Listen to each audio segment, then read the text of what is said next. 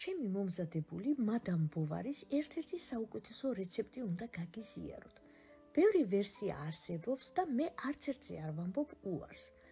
ბევრნაირს ვამზადებ და ყველა ერთმანეთზე უკეთესია. თქვენც გირჩევთ, რომ ეს ვერსია დააგემოვნოთ.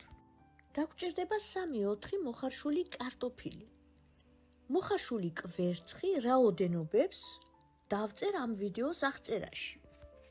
დაგჭირდება პომიდორი, 1 დიდი ხახვი, 2 კბილი ნიორი და 1 ბულგარული წიწაკა. გამოვიყენე 200 გრამი არაჟანი. მე მაღალპროცენტიანი არაჟანი ავიღე. დავამატე 1/2 ჩაის კოვზი მარცლოვანი მდოგვი. ვამატებ ვორჩესტერის соуს. 1-2 სუფრის კოვზი დაახლოებით დაამატეთ გემოვნებით და შეგიძლიათ შესვალოთ სოიოს соусით. დავაჭყლერავ 1-2 კბილ ნიორს. კარგად მოვურიოთ და გავაერთიანოთ. ძალიან უხდება 1-2 სუფრის კოვზი სახში მომზადებული მაიონეზე, თუმცა მე დღეს არა მაქვს. გავხეხოთ 350 გრამი ახალი ნაკლებ უმარილო ყველი ან სულგუნი. მე დღეს მაქვს ყველი, ამასაც არ აუშავს, თუმცა სულგუნით და სანებოს ყველით გამოდის შოკი. მოხარშული კარტოფილიც გავხეხოთ მსხვილ სახეხზე.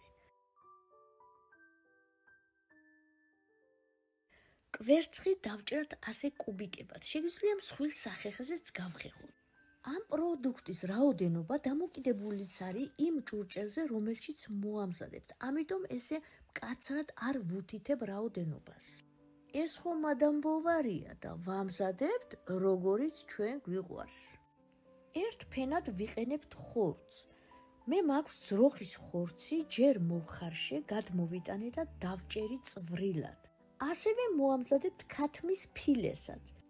ხორცის ფარში კი შეგიძლიათ პირდაპირ ტაფაზე მოამზადოთ. რომელ ხორცს გამოიყენებთ, ეს თქვენ არჩევანზეა. ხახვი დავჭრათ კუბიკებად. ხახვი მოვათავსოთ გაცხელებულ ცხიმიან ტაფაზე. მე ზეთი გამოვიყენე. მოვშუშოთ ხახვი და დავამატოთ დაჭრილი ხორცი.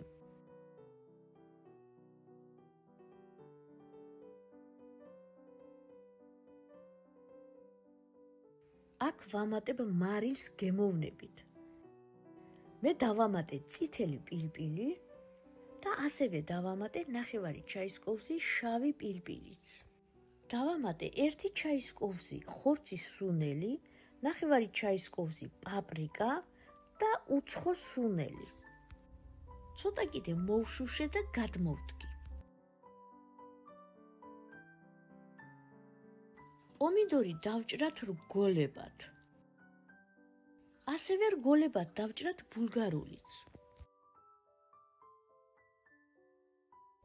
გამოვიყენე თიხის ფორმა, სიგანით 22 სანტიმეტრი, სიმაღლით 5 სანტიმეტრი. ძირზე ცოტა მოვაბნიე სახში მომზადებული კარაქი. ცხიმი იმის მიხედვით დაამატეთ, როგორი ცხიმიანი ხორციცა გააქვთ. კარაქზე გავშალოთ გახეხილი კარტოფილი.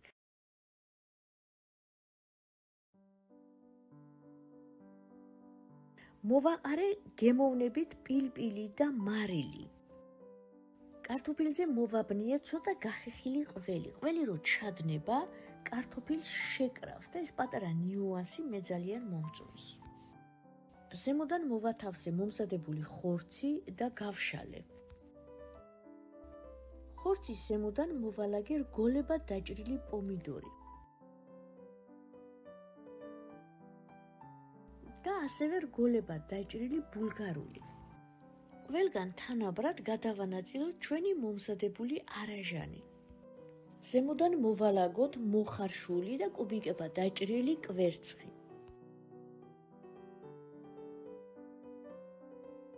ბოლოს დავფაროთ გახეხილი ყველით ან სულგუნით. ყველი და სულგუნი არ დაგენანოთ. შევდგათ წინასწარ გახურებულ ღუმელში 200 გრადუსზე 25-30 წუთით.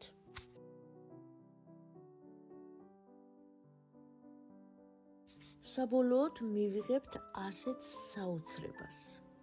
ცხელივე უნდა მივირთვათ, დავჭრათ და გადმოვიტანოთ თეფშზე.